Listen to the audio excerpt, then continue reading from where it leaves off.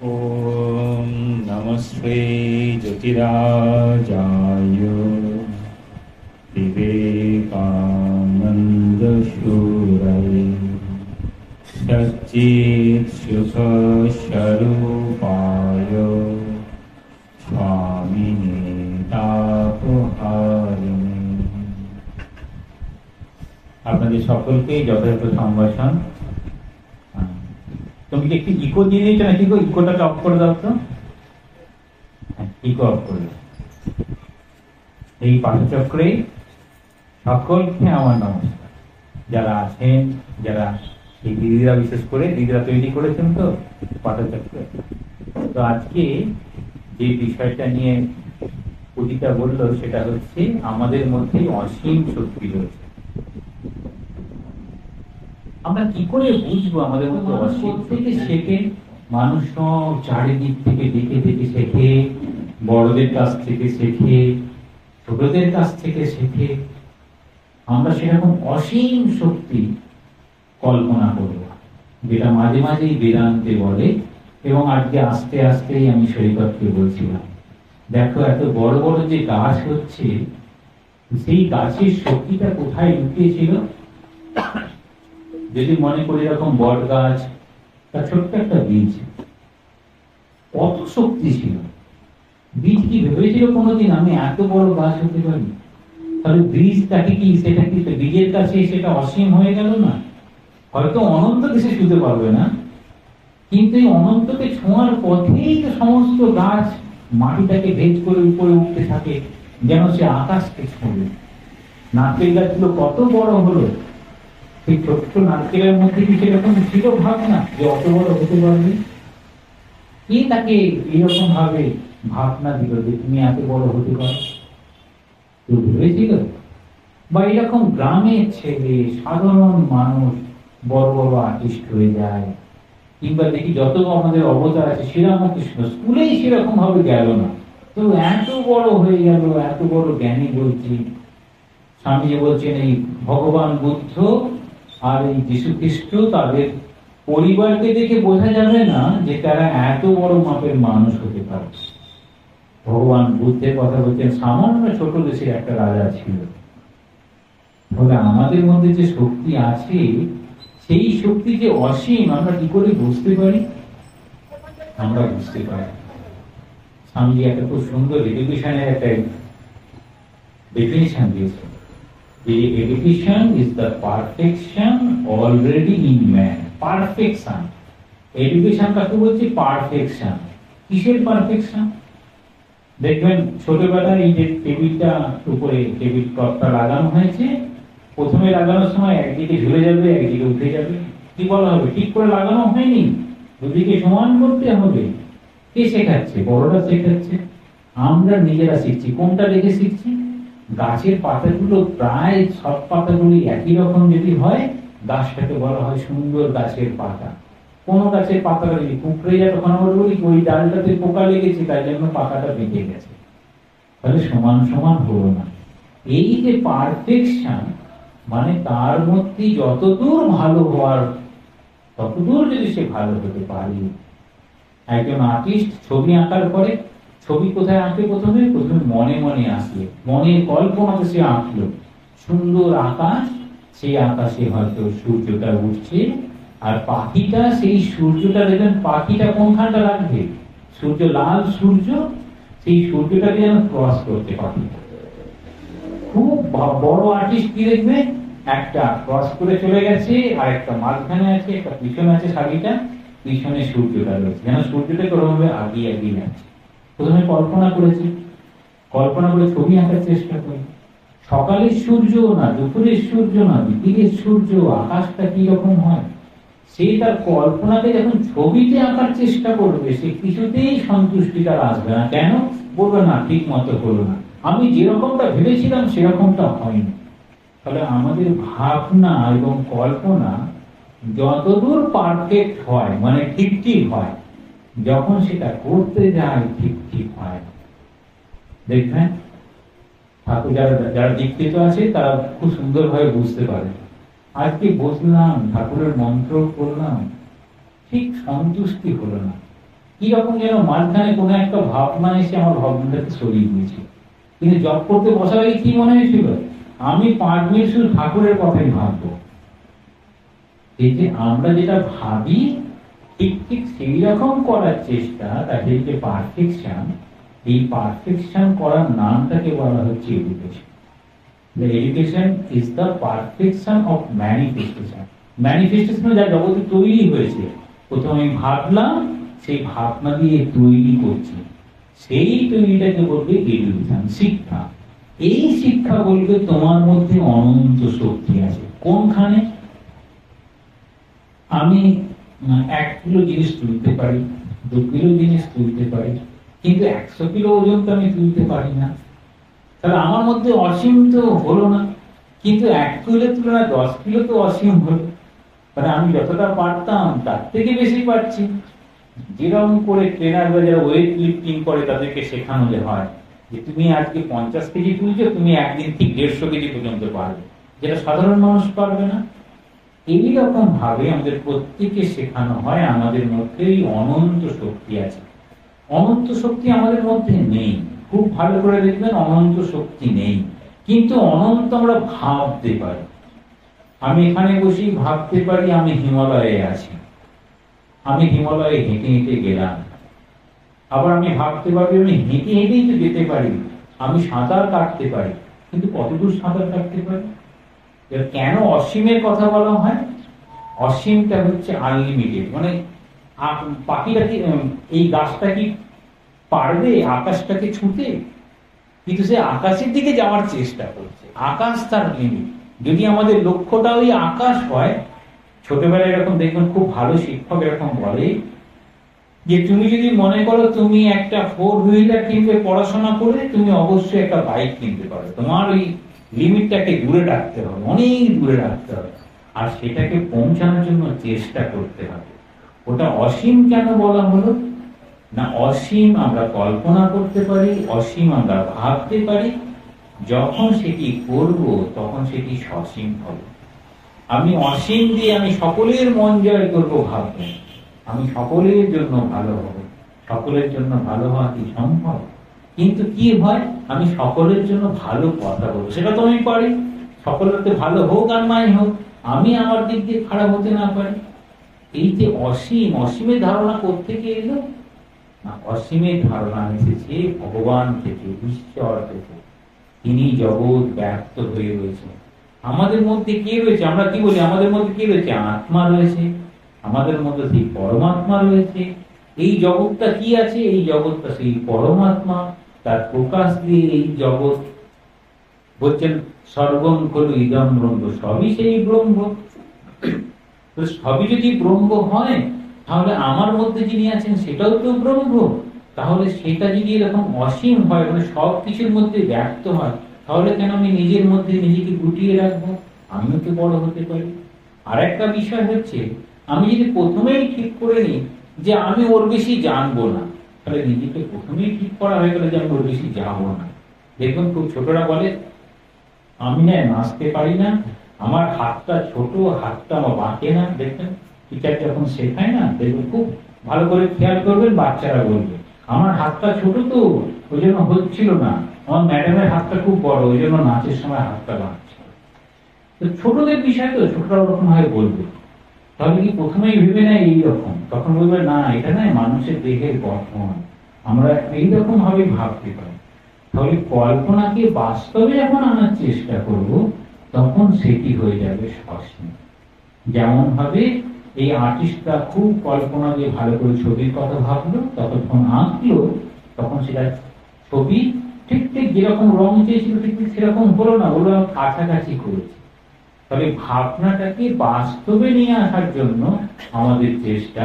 কিন্তু ভাবনা যত বড় হবে, যত অসীম ভাবনা হবে, যতই যখন বলা হয় কিরকম না মহাপুরুষদের মধ্যে প্রেম, করুণা, ক্ষমা, এগুলো সব অসীম। কিরকম অসীম না? খারাপ মানুষের প্রতি সেখানেও ভালোবাসা দেখাতে পারে, জগাই মাদায়ের প্রতি ভালোবাসা দেখাতে পারছে। এমনি তো ভালো মানুষের প্রতি তো সবাই ভালোবাসা দেখাতে পারে, কিন্তু ওই রকম মানুষের প্রতি কে ভালোবাসা দেখাতে পারে? যার এই অসীম হৃদয়, সে তার কাছে গিয়েও তার ওই কোন রকম তার দোষ গুণ, দোষ গুণ, সেগুলো তার কাছে লক্ষণীয় নয়। মায়ের কাছে দেখুন না, মার যারাই আসছে সবাই ভালোবাসা পেয়েছে। ওই হরিশ ছিল একটু মাথাটা গোলমাল ছিল, আর পাতিল মামি ছিল, এরা দুজনের বাদ দিতে পারে, বাকি মায়ের কৃপা সকলেই পেয়েছেন। আমরা পদ্ম বিনোদের কথা জানি, মাঝ রাতে ফিরত এসব উল্টো পাল্টা খেয়ে, ওঠো করুণাময়ী হলো কুশলতা, এরকম বলছেন। মা তখন তো দরজা খুলছেন, তাহলে মায়ের যখন সব মা কি চাইবে, সব ভালো ভালো ছেলে চাইবে, তাই তো? কিন্তু মা বলছেন সবাই আমার সন্তান। এখানে বলছেন এই অসীম ক্ষমতা, এই অসীম ক্ষমতা কোথায় কোথায় ছিল, কোথায় না আমাদেরই মধ্যে ছিল। আমরা কি করে সেটা ব্যক্ত করলাম? আমরা দেখছি, মানে যদি ওই বীজটা থেকে গাছ হতে পারে, গাছটাও আবার বীজ হতে পারে। গাছ যখন আবার ফল দিল, আবার তো বীজে পরিণত হলো। তাহলে এরকম বলছেন এই বড় আর ছোট, এই উপনিষদ আছে অনরণীয়া মহতি মহিয়ান, তিনি এই ক্ষুদ্র ক্ষুদ্রের মধ্যে রয়েছেন, তিনি মহৎ বড় বড়র মধ্যে রয়েছেন। তবে এই অসীম, আমরা একটা জায়গায় রয়েছি, আমরা একদম অনন্তের মানে খুব বৃহতের দিকে দেখবো, সেখানেও তিনি আবার ক্ষুদ্র দিকে, মানে বড় বড় টেলিস্কোপ লাগাবেন, একদম দূরে অনেক দূরে দূরে সব নক্ষত্রগুলো দেখতে পাবেন। আবার মাইক্রোস্কোপ লাগাবেন, যেটা খালি চোখে দেখা যাচ্ছে না সেটাও দেখতে পাবেন। অনেক দূরে আছে বলে দেখা যাচ্ছে না, বড় বড় তারা আছে, সব টেলিস্কোপ লাগাচ্ছেন, দেখতে পাচ্ছেন। আবার ক্ষুদ্র ক্ষুদ্র জিনিস আছে, তখন মাইক্রোস্কোপের নিচে দেখছেন, দেখতে পাচ্ছেন। তাহলে দুই দিকেই সব অনন্ত বলছে। অনন্তকে ধরার চেষ্টা সেটি মানুষের একটা ক্ষমতা।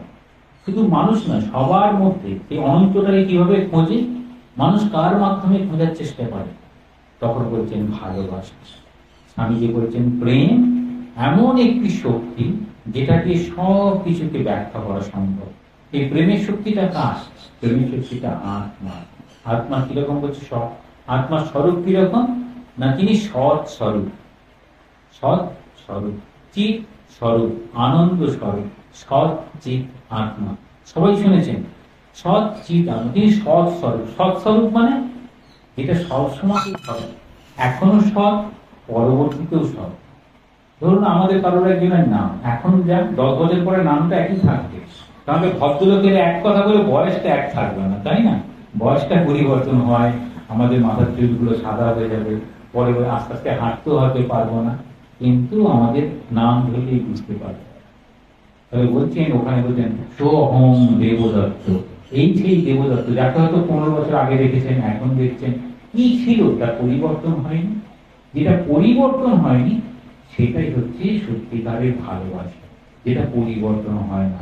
তাহলে একটা এমন একটা জায়গা রাখতে হবে যাকে আপনি সব সময় ভালোবাসতে পারেন। সেই ভালোবাসার বিষয়টা ভক্তের কাছে ইষ্ট আর গুরু হয়ে দাঁড়ায়। আর যে যাকে ভালোবাসে, একজন সায়েন্টিস্ট সে তার বিজ্ঞানের বিষয়টাকে ভালোবাসবে, যে ম্যাথিক টিচার সে ম্যাথটাকে ভালোবাসবে, তখন বলবে একটা সাবজেক্টকে ভালোবাসে।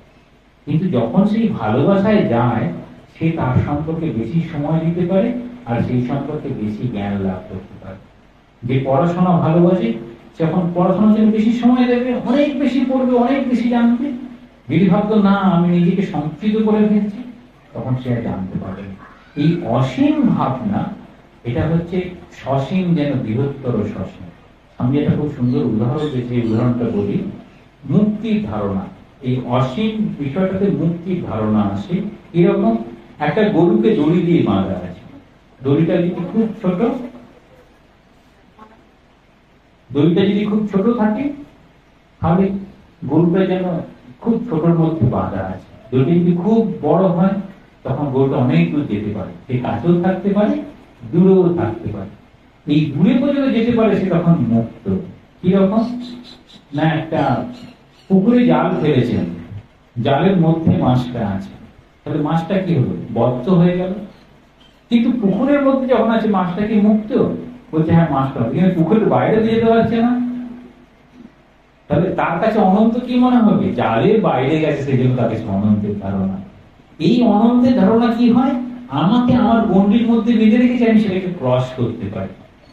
সেটা বলছে আমাদের স্বামীর খুব সুন্দর ধারণা। স্বামীজিকে দেখে টিভিটা বলছেন যে স্বামীজিকে দেখে মনে হচ্ছে যেন একটা সিংহকে খাঁচায় বন্দি করা আছে, সেটা কখন সেখান থেকে বাইরে চলে আসবে।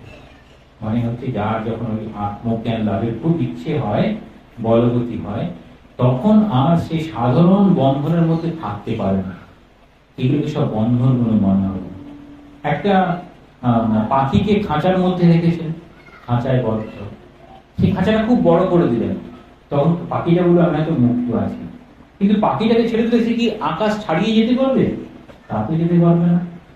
তাদের মুক্তির ধারণা আর বন্ধনের ধারণা, বন্ধন আমাদেরকে সংকুচিত করে। বন্ধন কোনটা বলে? যেটা আমাকে বেঁধে রাখে। আমাকে কি বেঁধে রেখেছিল? কখনো ভালোবাসা বেঁধে রেখে রাখি, কখনো দায়িত্ববোধ বেঁধে রাখে। দায়িত্ববোধ বেঁধে রাখে না? আপনাদের প্রত্যেককে একটা দায়িত্ববোধ বেঁধে রেখেছি। কিরকম না, সন্ধ্যা হয়েছে, 8টা বাজে, আমি বাড়ি যাই, ছেলে মেয়েদের আছে, সবাইকে দেখতে হবে। কিন্তু আপনার সময় যদি এখন কোনো একটা স্টুডেন্ট হয়, ও বাড়িতে গেলে পরে মায়ের রান্না আছে, খেয়ে নেবো, ঠিক আছে, টিউশন করতে গেলাম 8 ঘন্টা বন্ধুর সঙ্গে গল্প করবে, তার কিন্তু দায়িত্ববোধটা কম। বাড়িতে মায়ের দায়িত্ববোধ বেশি, বাবার দায়িত্ববোধ বেশি। দায়িত্ববোধ কি করে এলো?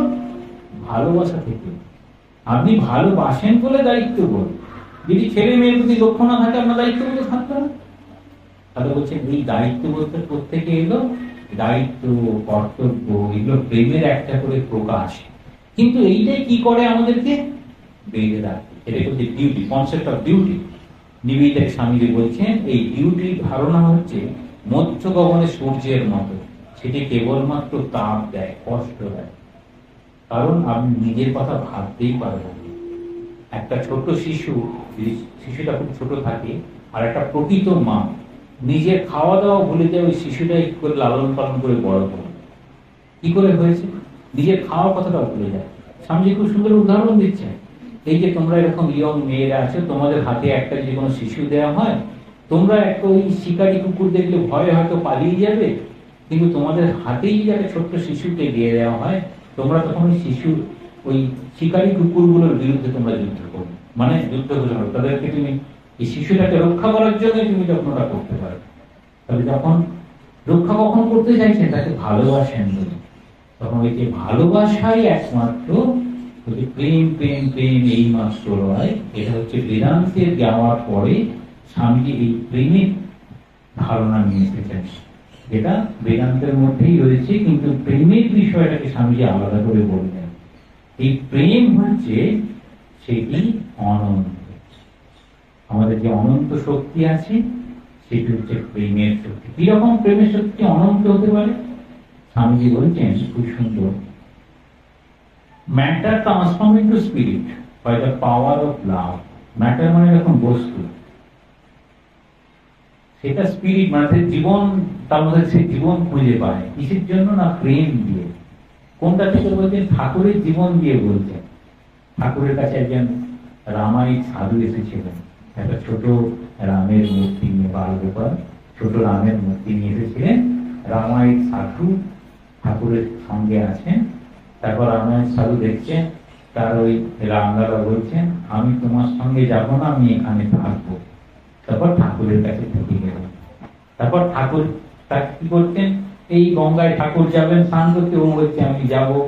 ঠাকুর একদিন বলছেন দেখো ওকে খই থেকে দিলাম, খইয়ের মধ্যে একটা ধান ছিল, ধানেতে তার ওই ঠোঁটটা কেটে গেছে। অর্থাৎ বলুন, যদি একটা ধাতু, যদি একটা রামলালা হয়, সেই কোনো ওই খই ধানে কিছু হবে? কি করে হলো? মানে ভালোবাসা দিয়ে এমন ভাবে দেখছেন যে ওটা জীবন্ত। ওটা শুধু এই নয়, শুধু শুধু এই শুধু পাথরের মূর্তি নয়, বা শুধু ধাতুর মূর্তি নয়, ওখানের মধ্যে প্রাণ খুঁজে পায়। সেটাকে এই স্বামীজি বলছেন এই প্রেমের শক্তিতে এগুলো সব জীবন ফিরে পায়। রাজা মহারাজের খুব সুন্দর কথা আছে। এই যে বিভিন্ন তীর্থক্ষেত্রে গিয়ে দেখবেন বিভিন্ন পদচিহ্ন আছে, পাথরের মধ্যে দেখবেন পদচিহ্ন আছে। তখন বলছেন সাধকের সাধনায় এই শক্ত পাথর পর্যন্ত নরম হয়ে যায়, যাতে প্রভুর চরণ চিহ্ন পর্যন্ত থেকে যায়। এটা রাজা মহারাজের কথা। মানে সাধকের সাধনায় ওই পাথরটাও নরম হয়ে গেছে, তখন প্রভু এসেছেন, প্রভুর পদচিহ্ন রয়ে গেছে। এটা ওরা তো কল্পনাই করতে পারে না। কিন্তু বলছেন প্রেমের শক্তি কত দূর হতে পারে। তাহলে পাথরটাও নরম করে দিতে পারে, এখানে ধাতুর মূর্তিতেও প্রাণ পেতে পারে।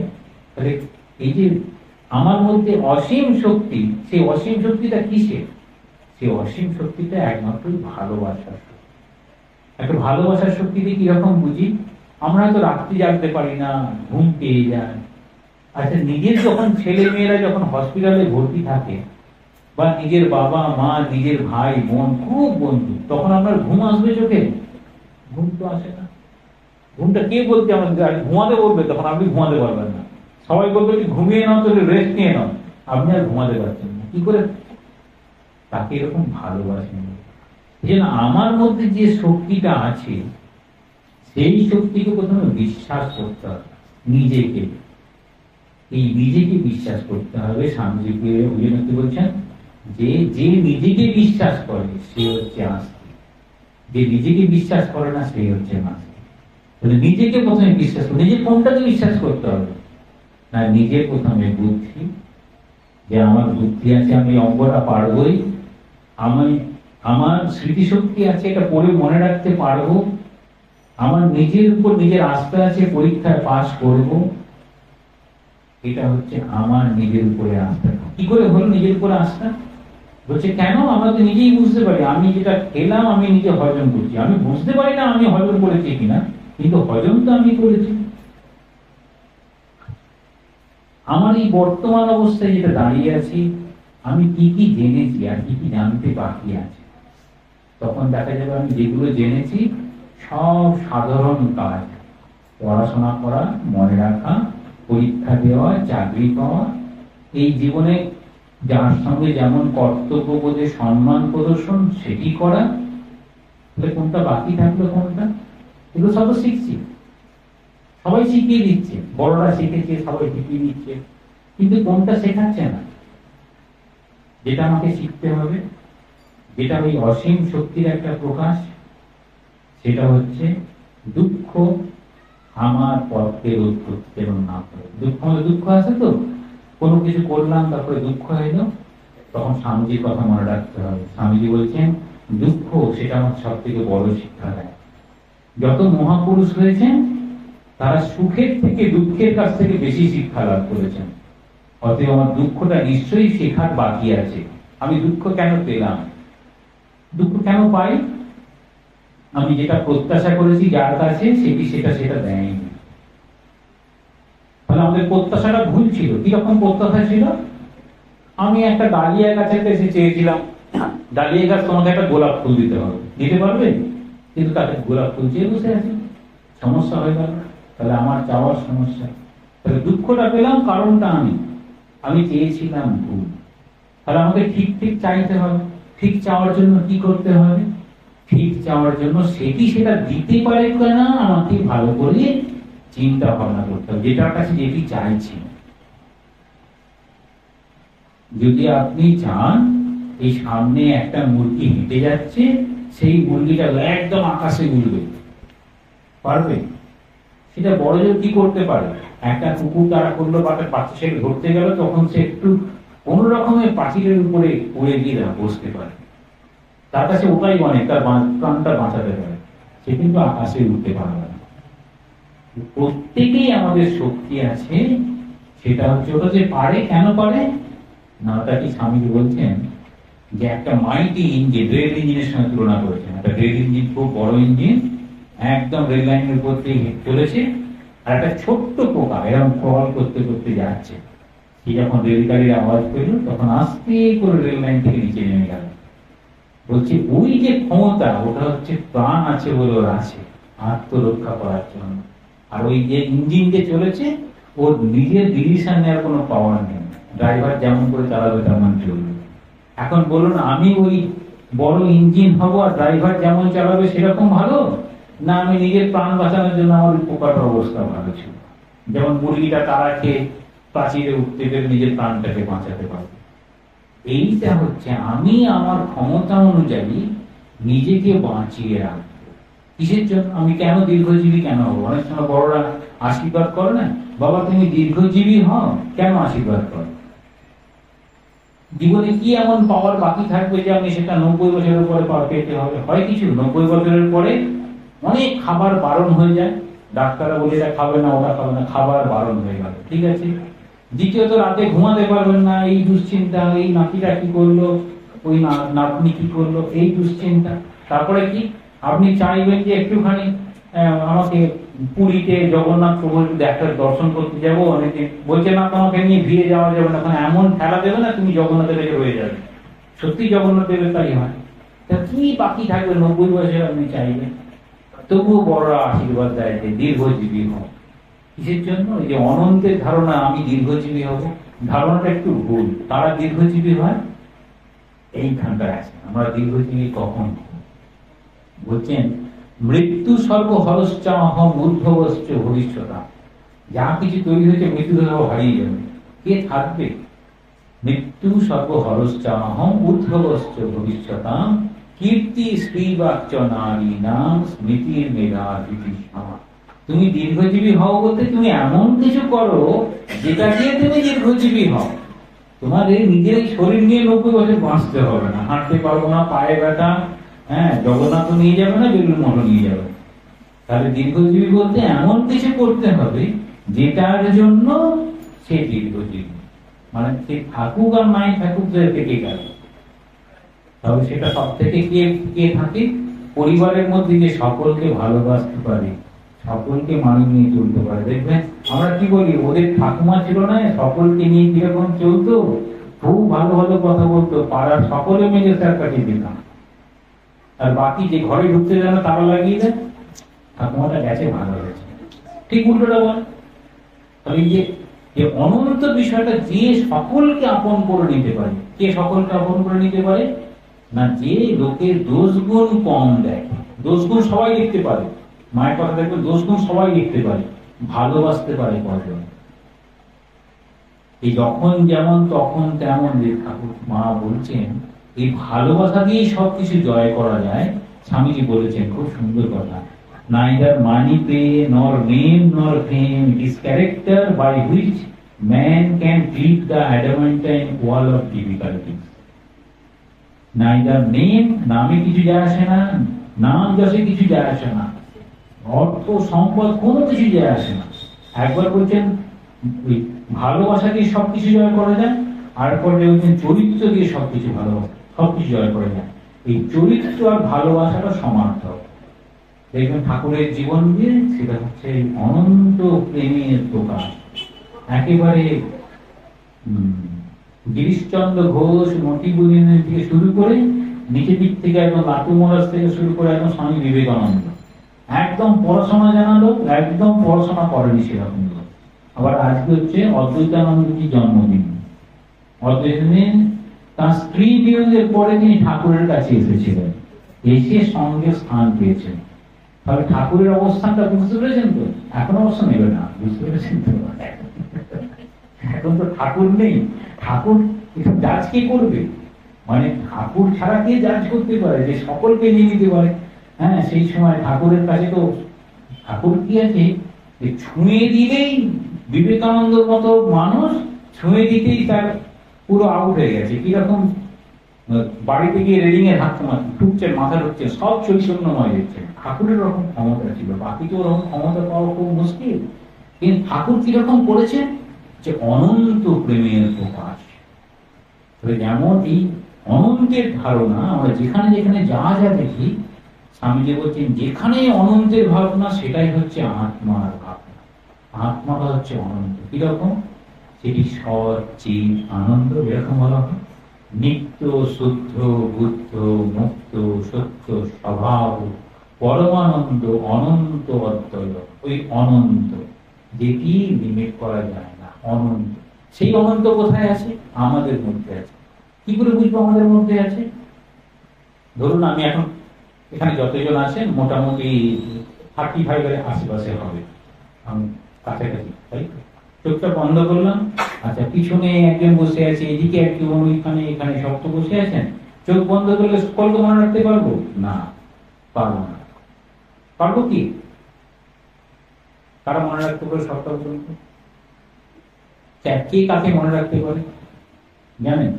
স্বামীজির একটা চিঠিতে লিখছে, খুব সুন্দর। স্বামীজি প্রমোদ দাস মিত্রকে চিঠিতে লিখেছেন, সেটা অভিজ্ঞান শকুন্তলম থেকে, শ্লোকটা এখনই মনে পড়ছে না, পর্দাগুলিতে রয়েছে। বলছেন কাউকে কাউকে দেখলে পারে মনে হয় তাকে আমি বহু পূর্ব জন্মে তার সঙ্গে সম্পর্ক, কোনো প্রীতির সম্পর্ক ছাড়া এইরকম ভাবে কারোর এত সহজে সম্পর্ক তৈরি হয় না। যখনই কোনো প্রীতির সম্পর্ক হবে তখন মনে করতে হবে সেটি কোনো পূর্ব জন্মের সম্পর্ক। পূর্বজন্মের সম্পর্ক, এখানে কোনো পূর্বজন্মের সম্পর্ক আপনারও নেই আমারও নেই। তাহলে এই সম্পর্কটা কি করে হয়েছে? না কোনো ভাবে আপনি ঠাকুরকে ভালোবাসেন, আমিও ঠাকুরকে ভালোবাসি। যেমন ওই ঠাকুরের কথা অনুযায়ী গাঁজাখোর আর একটা গাঁজাখোরকে দেখলে একটু ভালো লাগে, সেই রকম। আর ফুলের মধ্যে হয়তো একই বাগানের আপনি হয়তো গোলাপ ফুল আর একটা হয়তো টগর ফুল, এই বাগানেরই ফুল হবে, সবাই ঠাকুরের পায়ে স্থান পায়, সেখান থেকে সকলে এক জায়গায়। তাহলে এই যে বলছে ভাবনা, এই ভাবনাতে আমাদের এই অনন্তের ধারণা, এই অনন্তের ধারণা দিয়ে আমরা কি করতে পারি? তাহলে অনন্তের ধারণা দিয়ে আমি যেমন ভালোবাসা দিতে পারি, তেমন ক্ষমা করতে পারি, তেমন সহানুভূতি দেখাতে পারি, কারোর জন্য প্রার্থনাও করতে পারি। স্বামীজি কিরকম বলছেন, may I be born again and again so that I can serve the poor and destitute। মানে আমি যেন বারবার জন্মগ্রহণ করতে পারি, এরকম দরিদ্র যারা দুঃখী তাদের কল্যাণের জন্য বারবার জন্মগ্রহণ করবো। শুধু একবার দুবার বলছে না, বারবার জন্মগ্রহণ করবো। কেন বলছেন? তার সাধারণ মানুষের দুঃখে তিনি এত ব্যথিত, তাদের কল্যাণের জন্য, যেটা এক জন্ম যেন শেষ হবে না। আমাদের কি এক জন্মটাই দুঃস্বপ্ন। একটু বয়স হয়ে যাওয়ার পরে মোটামুটি 60-65 শুরু হবে, হাঁটুতে ব্যথা হবে আর গোড়ালিতে ব্যথা হবে, তারপর দেখবেন কি অবস্থা। আমারও হয় যে ব্যথাটার পরে মনে হয় কি আবার হাঁটতে হবে, তাই না? এই জীবনটা গেলে পারেই হয়, আবার জন্মাতে হবে, আবার কষ্ট। এই যে জন্মাতে হবে কষ্ট, মানে এই জীবনটাকে আমরা কষ্টের মধ্যে দিয়ে দিচ্ছি। কেন কষ্ট দিচ্ছি? আমাদের যেন কষ্ট শেষ হয় না। কেন কষ্টটা শেষ হয় না? না আমি যা আনন্দ পাওয়ার তার থেকে আমার কাছে কষ্টটা যেন বেশি, আনন্দ যেন কম। আমাদের সব থেকে বেশি আনন্দ কোনটাতে জানেন তো? আনন্দ হচ্ছে বাজার করতে গিয়ে আনন্দ। বাজার করতে গিয়ে খুব আনন্দ। কিরকম? পটল কিনলেন, হ্যাঁ, সুন্দর মাছ কিনলেন, মোচা কিনলেন, এবার বাড়িতে রান্না হচ্ছে। আপনি ভেবে দেখেন মোচাটা এরকম একটা তরকারি হবে, পটলটার এরকম একটা কিছু প্রিপারেশন হবে, তারপর আপনি এটা নামিয়ে দিয়ে চলে এলেন, তারপরে ভেতর থেকে সাউন্ড আসবে কিরকম জানেন তো? মোচা কাটতে গিয়ে ভীষণ দম বেরিয়ে যাবে, তারপরে পটল। আপনার তো বাজারে 15 মিনিটের কাজ শেষ, বাকি যার জন্য কাজটা জোগাড় করে দিয়েছেন, এবার তিনি খুব ভালো মনে রান্না করলেন, তারপর আমি খাওয়ার সময় বুঝতে পারবেন রান্নাটা কত ভালো মনে হয়েছে। বুঝতে পেরেছেন তো? তার মধ্যে যদি কিছু অনন্তটা কোথায় গেল? অনন্ত হচ্ছে কেনার সময় অনন্তের ধারণা। আমি কল্পনা করে নিয়েছি এইরকম একটা ব্যাপার, ওই রকম একটা ব্যাপার, যখন সেটি হবে সেটি সেরকম হবে। তবে আমরা যেটা চাই, কেন সেটা হয় না, আর কেন আমরা বেশি চাই? স্বামীজি আমাদের কাছ থেকে কিরকম চাইছেন, ঠাকুর আমাদের কিরকম চাইছেন, মা আমাদের কিরকম চাইছেন। মা কি বলছেন? যদি প্রার্থনা করতেই হয় তুমি নির্বাসনা প্রার্থনা করো। নির্বাসনা হলে মুক্তি। মানে বাজার করে দিয়েছেন, সবজি হোক আর নাই হোক, আপনি বাসনাও রাখবেন না যে পটলটা কোনো তরকারি হবে কিনা, তাহলে আপনি সুখী। এটা হচ্ছে জাগতিক ব্যাপার। আর ওই বাসনা রাখা যাবে না যেটি কখনো পূর্ণ হবে না। কোনটা? আমাদের চাওয়ার কোনো শেষ নেই। সেই জন্য একটা শেষ উপনিষদ এরকম বলে, এই যে চাওয়া পাওয়াটা কিরকম? চাওয়া পাওয়াটা যেন এই অগ্নি কুণ্ডে ঘি ঢালার মতো। একটা চাইলাম, সেটা পূরণ হয়ে গেল, আবার ঘি ঢেলে দেওয়া হলো। দেখবেন ঠাকুরের কাছে বসে একটু কি জপ করতে করতে একটা কোনো কিছু চাওয়া হয়ে যায়। যদি চাইতে না পারে তাহলে আপনি বড় হয়ে গেলেন, বড় মাপের মানুষ হয়ে যাবেন, কিন্তু আমরা চেয়ে ফেলি। হ্যাঁ, এতক্ষণ নাম করলাম ঠাকুরের, ওটা দিল না, ওটা দিল না, যদি না দেয় ঠাকুর এতদিন ধরে পুজো করছি ওইটুকু দিতে পারবে না। হ্যাঁ, মানে এত 5খানা নকল দানা দিয়ে একদম 5টা আসল দানা চেয়ে বসে আছে। হ্যাঁ, ছেলের চাকরি, হ্যাঁ, মেয়ের ভালো পড়াশোনা, বাগানের গাছগুলোতে যেন ভালো ফুল হয়, এত জল দিতেই ভুলে যাচ্ছেন, তেমন ভালো ফুল দিতে হবে। ঠাকুরকে সব চেয়ে বসে আছেন, 5টা নকল দানায় 5টা চাওয়া হয়ে গেল, তাহলে কিন্তু মুশকিল। তাহলে চাইবো কোনটা, তার জন্য কি আদৌ কিছু করছি? যদি করি তাই চাইতে পারি। সেই জন্য বলছেন প্রথমে আমাদের চেষ্টা করতে হবে। তাহলে আমাদের সমস্ত রকম চেষ্টা, কতক্ষণ চেষ্টা করব? যতক্ষণ না ওই জায়গায় পৌঁছাতে পারি। স্বামী কি বলছেন? খুব সুন্দর কঠোপনিষদে বলছেন, উত্তিষ্ঠত জাগ্রত প্রাপ্রবরা নিবোধত কুলস্য ধারা নিশিতা দূরত্বয়া দুর্গম পথস্তাৎ অবয়বদন। তাহলে উত্তিষ্ঠত জাগ্রত, ওঠো জাগো, যতক্ষণ আমরা লাভ না করতে পারছি। কিরকম? মানে আমাকে চেষ্টা করতে হবে, যতক্ষণ না চেষ্টা যতক্ষণ না পাওয়া যায় ওটা হচ্ছে পারফেকশন। আমি ঠিক মতো মালি হব, গাছটাতে সুন্দর ফুল ফুটবেই, গাছটার পোকাটা যাবেই, সেটা জল দিয়ে স্প্রে করে হোক আর নিম পাতা স্প্রে করে হোক, যদি মালি যদি লেগে পড়ে থাকে গাছটাকে ভালো সে করবেই, তার চেষ্টা। তাহলে উচ্ছিষ্ট জাগ্রত প্রাপ্য করার নিবোধত। এবার উপনিষদের ধারায় প্রাপ্য করার নিবোধত বলতে গিয়ে বলেছে তারা গুরুর কাছে যাবে আর শ্রেষ্ঠ ফল লাভ করবে। স্বামীজি কিন্তু গুরুর কথাটা ওখানে নিয়ে আসেননি। স্বামীজি বলছেন ওঠো জাগো, যতক্ষণ না তুমি পাও stop not till the goal is reached. যতক্ষণ না তুমি তোমার উদ্দেশ্যে পৌঁছাচ্ছ ততক্ষণ তুমি থেমে থেকো না, এরকম বলছে। কেন বললেন? থেমে থাকাটা হচ্ছে আমার তখন নিজেকে লিমিট করে দেওয়া হলো। থামতে বারণ করছেন মানে আনলিমিট চলতেই হবে। ঠাকুর কি ওখানে বলছেন এই অনন্তের ধারণা রেখে বলছে ব্রহ্মচারী এগিয়ে পড়ো, ব্রহ্মচারী আগাচ্ছে। তো প্রথমে কিসের জঙ্গল পাবে? অনেকগুলো জঙ্গলের কথা বলবে, চন্দন কাঠ বলবে, তারপরে রূপোর খনি, তামার খনি, রূপোর খনি, সোনার খনি, তারপরে হিরে। থামতে বলছেন না, আগাতে বলছেন। কেন? তাহলে যত আমরা আগানোর চেষ্টা করবো তত আমরা নতুন নতুন পাবো, একই জিনিস পাবো না। ঠাকুর কিন্তু চন্দনের পরে কিন্তু বলেননি আবার অন্য জঙ্গল, বা তামার খনির পরে রূপোর খনি, তারপর সোনার খনি, একটা একটা যাচ্ছে। এগুলো কি ধারণা? কি না, এইগুলো হচ্ছে আমরা আগে যতটা দুঃখ পেতাম আর ততটা দুঃখ পাবো, আগে যতটা কষ্ট পেতাম আর ততটা কষ্ট পেতাম। তাহলে কষ্টের জায়গায় কি আসবে? প্রথমে আনন্দ, তারপরে আনন্দ পরে স্বস্তি, তখন সুখ নেই দুঃখ নেই। ওই বলছেন স্থিতপক্ষ কা ভাষা, গীতাতে বলছেন যেখানে সুখ নেই, যেখানে দুঃখ নেই, যেখানে আনন্দ তাতেও উচ্ছ্বাস নেই, দুঃখে ভেঙে পড়ছে না, ওই শীতোষ্ণ সমদুঃখে, শীত গরম, মান সম্মান অপমান কোনো কিছুতেই আর তাকে কেউ কোনোভাবে বিচলিত করতে পারছে না। এই অবিচল অবস্থা, শান্ত অবস্থা, এই শান্ত অবস্থা লাভ হবে। শান্ত অবস্থা লাভ হলে কি হবে? তখন সে একমাত্র অনন্তকে দেখতে পাবে। ঠাকুর বলছেন সমুদ্র উত্তাল আসে, নিচে কত মণিমুক্তা সে দেখতে পাচ্ছে না, সমুদ্রের জল শান্ত হলে তাকে দেখতে পাবে। শান্ত সমুদ্রের জল যদি হয়, সমুদ্র কি কম গভীরে না অনেক গভীরে? তাহলে আমাদের মনের গভীরে যেতে গেলে আমাকে শান্ত হতে হবে, আমাকে আরো চিন্তাশীল হতে হবে।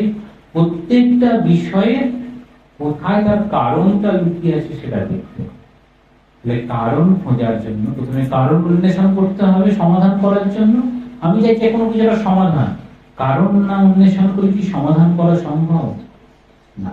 কারণ অন্বেষণ করতে হবে। কারণ কিভাবে অন্বেষণ করব? না আমার চিন্তা, আমি তো অন্যের চিন্তা দিয়ে করতে পারবো না। স্বামী কি বলছেন? Stand on your own feet. নিজের পায়ে দাঁড়ানো মানে সমস্ত সিদ্ধান্ত নিজেকে নিতে হবে। আমি কারোর উপর নির্ভর করবো না, কোনোভাবেই নয়। তাহলে নিজের উপর নিজের সিদ্ধান্ত, নিজের কর্ম দিয়ে আমার জীবনটা পরিচালিত করতে হবে। কেন বলছেন? ভগবান আমাদের কি কি দিয়ে দিয়েছেন? ভগবান আমাদের বুদ্ধি দিয়েছেন, ভগবান আমাদের বাহুতে শক্তি দিয়েছেন, আর আমাদের হৃদয়ে ভালোবাসা দিয়েছেন। স্বামীজি কি বলছেন? একটা সুন্দর মস্তিষ্ক, যে সে সিদ্ধান্ত নিতে পারে, স্মৃতিশক্তি আছে, সিদ্ধান্ত নিতে পারে, হৃদয়ে ভালোবাসা আছে, হাত দিয়ে কর্ম করতে পারে। সবগুলো যদি সেরকম হয় তাহলে সেটাই হচ্ছে অনন্তের প্রকাশ, তার ক্ষমতা অনুযায়ী। তাহলে একজন খেলোয়াড় খুব ভালো খেলোয়াড় হবে। স্বামীজি এরকম কি বলছেন? যে একজন হিন্দু আরো ভালো হিন্দু হবে, একজন খ্রিস্টান আরো ভালো খ্রিস্টান হবে, কাউকে পরিণত করতে হবে না। ঠাকুর কি বলছেন? সব শেয়ালের এক রাত। ওই অনন্তের কথা বলতে কি বলছেন? বিভিন্ন পথ দিয়ে যাও, সেই ছাদে ওঠার পরে দেখবে সব এক। তাহলে ওখানে পৌঁছানোর কথা বলছে। সেই অনন্ততে পৌঁছালে পারে আমাদের সমস্ত সমাধান হবে। কিন্তু অনন্তে যাওয়ার পথ কোথায়? অনন্তে যাওয়ার পথ আমাদের প্রত্যেক মানুষ তার নিজের ভাবনা অনুযায়ী করে, ভাবনা অনুযায়ী চলে। সেটাকে স্বামীজি কি বলছেন? উদ্যোগীনাম পুরুষ সিংহ মুপৈতি লক্ষ্য। উদ্যোগ মানুষ, উদ্যোগীনাম পুরুষ সিংহ বলছেন, পুরুষের মতো সিংহ। মানে যখন যেটাকে স্বীকার করবে, মনে করবে স্বীকার করবেই। তাহলে যে কর্মে ঝাঁপ দিয়েছে তাকেই একমাত্র ওই লক্ষ্মী কৃপা করবেন। উদ্যোগীনাম পুরুষ সিংহ মুপৈতি লক্ষ্মী। লক্ষ্মী লাভ সবার দ্বারা হবে না। কার হবে? যিনি উদ্যোগ করেছেন। ঘরে বসে বসে হবে না, মুখ খেজুরে হয় না। এগুলো কেন বলছেন? তাহলে মানুষ তার নিজের শক্তি দিয়েই তার নিজের জীবনটা চালাতে পারে। তাতে মানুষ নিজে স্বাবলম্বী হতে পারে, নিজে মানুষ স্বাধীন হতে পারে। একজন স্বাধীন মানুষ বলতে কি বোঝায়? না, সে স্ব-অধীন, নিজের অধীনে নিজে আছে। আমরা সকলেই পরাধীন। কিরকম পরাধীন? স্বামীজি বলছেন, তোরা কি আর মানুষ? তোরা পশু এবং মানুষের মধ্যবর্তী প্রাণী বিশেষ। কেন বলছেন? আমরা আমাদের ইন্দ্রিয়ের পরাধীন। চোখ চাইবে দেখবে, কান চাইবে শুনবে, নাক চাইবে গন্ধ শুকবে। তো সবগুলো কিরকম? বেদান্তের কথা অনুযায়ী যদি বিবেক চিরমণি পড়েন, তখন বলা হয় যে পাঁচটাই ইন্দ্রিয় আছে, পাঁচটা প্রাণীকে তার মৃত্যুর কারণে নিয়ে চলে যায়। কুরঙ্গ মানে হচ্ছে হরিণ। হরিণ হচ্ছে আরেকটা হরিণের মতো আওয়াজ যদি সে শোনে তো তার দিকে সে দৌড়ে যায়। শিকারী গুলো হরিণের আওয়াজ করে আর হরিণটা দৌড়ে যায় তার দিকে, তারপর শিকারীটা তাকে হত্যা করে। এটা হচ্ছে হরিণের মৃত্যুর কারণ।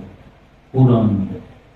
মাতঙ্গ হাতি বলছেন, একটা হাতি আর একটা হাতি সুরে সুর মিলিয়ে তারা খুব আনন্দ উপভোগ করতে পারে। তো শিকারী কি করে? শিকারী তারা কোন রকম হাতি কত করে পুষে রাখে, তারা জঙ্গলে পাঠিয়ে দেয়। তাদের সঙ্গে বন্ধুত্ব করে করে তাদেরকে নিয়ে আসে, নিয়ে এসে শিকারী ওই ট্র্যাকের মধ্যে ফেলে দেয়, দিয়ে তাকে ধরে ফেলে। তাহলে এটা হচ্ছে মাতঙ্গ, হাতিও আটকে গেল। এবার হচ্ছে ভৃঙ্গ। ভৃঙ্গ ভৃঙ্গর এই মুহূর্তে ভুলে গেলাম। তারপর হচ্ছে মিন আছে একটা। মিন মানে হচ্ছে মাছ।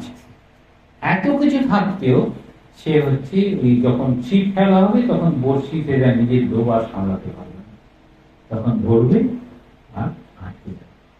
তারপর হচ্ছে মৌমাছির কথা আছে, হ্যাঁ, পতঙ্গ। পতঙ্গ আছে। পতঙ্গ হচ্ছে আগুন দেখলে সে নিজেকে রাখতে পারবে না, দৌড়ে গিয়ে পড়বে। পতঙ্গ কি করে? আগুন হচ্ছে রূপের দিকে চলে যায়। এইবার বলছে ভৃঙ্গ মানে হচ্ছে ভ্রমর বা মৌমাছি। পদ্ম ফুল ফুটলো, গিয়ে বসলো, কখন যে অন্ধকার হয়ে গেছে আর পদ্ম ফুল মুদে গেল, তেমন মৃত্যু হয়ে গেল। তাহলে বলছেন এই শব্দ কান দিয়ে শুনছি, ভালো কথা শুনলে পরে আমি বেঁচে যাব, খারাপ কথা শুনলে পরে আমাকে খারাপ করে দেবে। তাহলে খারাপ যাতে না শুনে। এবার কি বলছেন এর পরের অংশতে? তারপর বলছেন হাতি। তাহলে এই যে আমাদের ইন্দ্রিয়গুলো প্রত্যেকটা যে 5 রকমের প্রাণীর মৃত্যুর কারণ হয়, মানুষের মধ্যে সব কটা গুণই আছে। সেই জন্য মানুষ খুব সহজেই বিপদে চলে যেতে পারে। মানুষকে সাবধান করছেন, তোমার এত শক্তি আছে, তোমার মধ্যেই শক্তি আছে, সেই শক্তিকে তুমি জাগ্রত করো, তাহলে তুমি তোমার অভীষ্ট লাভ করতে পারো। অভীষ্টর কথা কিন্তু বলছে না। কি অভীষ্ট? সবাইকে বলছে না তুমি ভগবানের দিকে যাও, না। অভীষ্ট লাভ কেন বলছেন? না, সবাই ভগবান লাভ করলে ভগবানের খেলা হবে কি? ভগবানের খেলা হবে না। অভীষ্ট বলতে ছাত্রকে বলবে তুমি ভালো করে পড়াশোনা করো। আজকে দেখছিলাম না, বেদ অধ্যয়নের পরে শিষ্য বাড়ি ফিরে যাবে, তারপরে এই সংসারে ধর্ম কর্ম সব পালন করবে। সেখানে পিতৃদেব ভব, মাতৃদেব ভব, আচার্য দেব ভব, অতিথি দেব ভব। তারপর বলবে যেটা অমঙ্গলজনক সেটা তুমি করবে না, যেটা অনিন্দনীয় সেটাই তুমি করবে। মানে কাম্য কর্ম, নিষিদ্ধ কর্ম, এইসব দিয়ে কি বোঝাতে চাইছেন? যে আমরা চেষ্টা করলে কত দূর পারি। এটা করতে হলে কি করতে হবে? তখন বলছেন এটা করার জন্য আমাদের সমস্ত ইন্দ্রিয়গুলোকে খুব সজাগ রাখতে হবে। তখন বলা হবে ওম ভদ্রং কর্ণেভি শৃণুয়াম দেবাঃ ভদ্রং পশ্যে মাক্ষভির্যজত্রাঃ। এরকম বলতে বলতে কি বলবে, চোখ তুমি ভালো জিনিস ছাড়া খারাপ জিনিস দেখো না, কান তুমি খারাপ শোনো না, তাহলে সব ওই রকম হয়ে যাবে। কখনো হরিণের মতো মৃত্যুবরণ করবে, কখনো মাছের মতো মৃত্যুবরণ করবে। তুমি সজাগ হয়ে যাও, তুমি চেষ্টা করো তোমার সেই, স্বামীজি বলছেন তোমরা সেই অমৃতের পুত্র, অমৃতস্য পুত্র, সেই অমৃত তোমাদের অধিকার। কারণ কি রকম বলছে, আমাদের সব পূর্বপুরুষ কে ছিলেন? সব তো ঋষি ছিলেন। আমাদের গোত্র দেখলেই বোঝা যায় আমাদের সব ঋষি ছিলেন, পূর্বপুরুষ। তাহলে আমাদের পূর্বপুরুষ ঋষি থাকতে পারে, আমিও ঋষি হতে পারি, এই ধারণা দিচ্ছেন। ঋষি মানে কি, যে যস্য মুনি মতম ন ভিন্নম তস্য মুনির ন মুচ্যতে, এটা বলা হয়, এটা মহাভারতের কথা। মানে মুনি হতে গেলে তার নিজস্ব একটা মত, একটা পথ। দেখা যায় যে আমাদের প্রস্থানত্রয় আছে, উপনিষদ, ব্রহ্মসূত্র আর গীতা। এই প্রস্থানত্রয় অদ্বৈত মত নিজের মতো স্থাপন করবে, দ্বৈত মত নিজের মতো স্থাপন করবে, বিশিষ্টাদ্বৈত নিজের মতো স্থাপন করেছে। ওই যে নিজের মতো মত স্থাপন করতে পারে, তখন তাকে বলা হয় মুনি। আর মুনি বলতে কি বলা হয়, মননশীল বলে তিনি মুনি হয়েছেন। আর মানুষ মনন করতে পারে বলে মানুষ মুনি। মননশীল করতে পারি আমরা মননশীল, তাই জন্য আমরা মানুষ। মনন কি মানে, সেটা হচ্ছে শ্রবণ মনন নিদিধ্যাসন, এটা তো শাস্ত্রের কথা। কিন্তু শ্রবণ মনন নিদিধ্যাসন কি করব? যদি আমরা ঠাকুরের কথা ভাবি, ঠাকুর কিভাবে আমাদের জীবন চলতে বলেছেন সেটা শ্রবণ করলাম। মনন মানে আমি যদি ছাত্র হই ছাত্রের মতো ভাববো, আমি যদি শিক্ষক হই শিক্ষকের মতো ভাববো। তাহলে সব জায়গা অনুযায়ী আমাকে সেরকম আচরণ করতে হবে। তাহলে আমার সমাজ একটা আচরণ নির্দিষ্ট করে দিচ্ছেন, সেটা আমি করতে হবে। নিদিধ্যাসন মানে আমি অন্য বিরূপ চিন্তা আসতে দেব না। অর্থাৎ যে কোনো ভাবনা যা আমাকে ছোট করে দেয়, যা আমাকে ভগবানের পথে নিয়ে যায় না, সেগুলো আমি ত্যাগ করব। ফলে যা কিছু আমাকে ভগবানের দিকে নিয়ে যায়, সেগুলো সবই হচ্ছে অনন্ত। তাহলে অনন্তের ভাবনা দেওয়ার চেষ্টা করছে। প্রথমে এই জীবন যাত্রার জন্য অনন্ত ভাবনা। আমার দুজন পরিচিত, আমার দুজন পরিচিত হলো, সবার সঙ্গে আমি ভালো সম্পর্ক রাখতে পারি। ভালো সম্পর্ক রাখতে গেলে কি করতে হবে? আমি কি আমার স্বার্থটাকে খুব বড় করে দেখবো না? স্বার্থ যদি খুব বড় হয়ে যায়, তখন সম্পর্ক দুজনেই ভেঙে যায়। কিন্তু প্রত্যেক মানুষকে চিনতে হয়। এরকম ঠাকুর বলছেন, মাহুত নারায়ণ, হাতিও নারায়ণ, বাঘও নারায়ণ। তাই তো, বাঘের সঙ্গে কোলাকুলি করা যায় না। আর হাতি নারায়ণ, মাহুত নারায়ণ, মাহুত নারায়ণের কথা শুনতে হয়। তাহলে আমাকে সত্যের পথে যে নিজেকে সাহায্য করছে, তার কথা অনুযায়ী চলবো। আর আমাদের যে অনন্ত সম্ভাবনা আছে, সেটাকে বজায় রাখার চেষ্টা করবো। এই দুটি ভাবনা থাকলে পারে আমি জীবনে যতদূর বড় হওয়ার চেষ্টা, সেই চেষ্টাটাকে অবিচল ভাবে ধরে রাখতে পারবো। নইলে নিজেকে ছোট করে ফেললাম, তখন আর আমি নিজেকে নিতেই পারবো না, অনন্তের ধারণা নিতেই পারবো না। তাহলে গাছটা অনন্তের ধারণা নিতে পেরেছিল বলে এত উপরে উঠে গেছে। আমরা দেখি, খুব ভালো করে দেখবেন, জঙ্গলে দেখবেন খুব ঘন ঘন গাছ আছে, তো গাছগুলো প্রথমে অনেক উপরে উঠে যায়। কেন না, সূর্যকে যেন ছুঁতে চাইছে, আলো বেশি পাবে। যদি ছোট থাকে আলো পাবে না। তাহলে বাধা মানুষকে আরো শক্তি দেয় উপরে উঠতে। এটা জঙ্গলের গাছগুলো শেখাচ্ছে। সেই রকম আমাদের মধ্যে যে সম্ভাবনা আছে, সেই অনন্ত সম্ভাবনা যত বাধা পাবে তত আগাবে। স্বামীজি খুব সুন্দরভাবে উদাহরণ দিয়েছেন কর্মযোগে। একটা ঘোড়ার গাড়ি চলেছে, আর একটা ঘোড়ার গাড়ি চলেছে, তাকে দড়ি ধরে রাখার চেষ্টা করছে। কোনটাতে বেশি শক্তির প্রকাশ? আর একটা হচ্ছে কামানের গোলা, একটা আকাশ পথে দূরে গিয়ে পড়লো, আর একটা হচ্ছে সামনে প্রাচীরে গিয়ে ধাক্কা মারলো। কোনটাই বেশি প্রকাশ? যেটা প্রাচীরে ধাক্কা মারলো, সেখানে প্রাচীরটা ভেঙে যাবে, ফুটো হয়ে যাবে। আর অনেক দূরে গিয়ে পড়লো, সেখানে তার বল হারিয়ে ফেলবে, তার কোনো কাজ আর তৈরি হবে। সেই জন্য বলছে, আমাদের যত শক্তি আছে, সেই শক্তিটাকে প্রকাশ যদি করতে হয়, তাহলে ওরকম নিয়ন্ত্রণ করতে হবে। ঘোড়াটা নিয়ন্ত্রণ করলে তার ঘোড়ার গাড়ির শক্তি বেশি প্রকাশ, আর সেরকম কামান যেন কাজ করতে পারে।